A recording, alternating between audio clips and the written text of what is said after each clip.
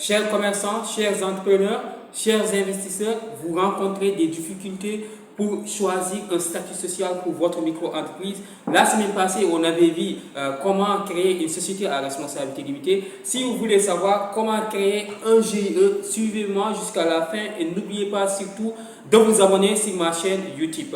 Mesdames et messieurs, bonjour. Je suis Amadou Alikan, coach formateur en droit des entreprises, certifié par ERA Afrique Légale comme concepteur de Legal Vote depuis 2021. Donc, je suis concepteur de Legal Vote. Je suis dans le cadre de l'assistance juridique virtuelle, codage juridique et tout ce qui est d'accompagnement juridique des entrepreneurs. Initiateur du programme AJDL depuis plus de 2 ans, j'ai formé plus de 100 entrepreneurs dans la gestion juridique de leurs affaires. Aujourd'hui, on va voir comment créer un GIE.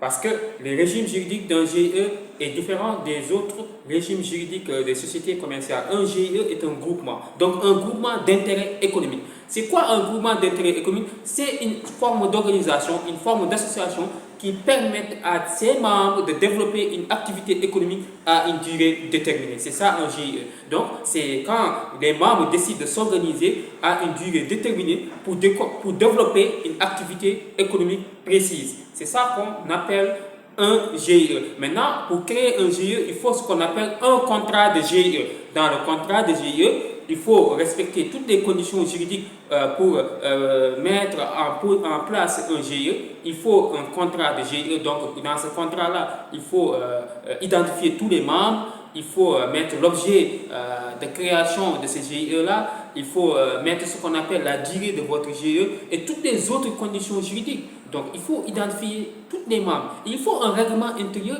qui permette aux administrateurs choisis par ces GIE-là de décider qui va entrer comme membre du GIE ou bien qui va sortir du GIE, à qui on va sanctionner. Donc c'est très intéressant dans le cadre d'organisation d'un GIE et il est important d'aller s'immatriculer au registre de commerce. Ce n'est pas obligatoire d'avoir un registre de commerce si vous avez un GIE, ce n'est pas obligatoire, mais il est nécessaire puisque vous avez besoin, par exemple, de développer une activité économique dans le cadre, par exemple, de faire des actes de commerce. Parce que si vous voulez développer des actes de commerce et avoir le droit à la publicité, il faut avoir un registre de commerce. Ce registre de commerce-là va permettre de bien développer votre activité économique avec moins de risques juridiques. Mais ce n'est pas obligatoire d'avoir un registre de commerce si vous statuez en GIE.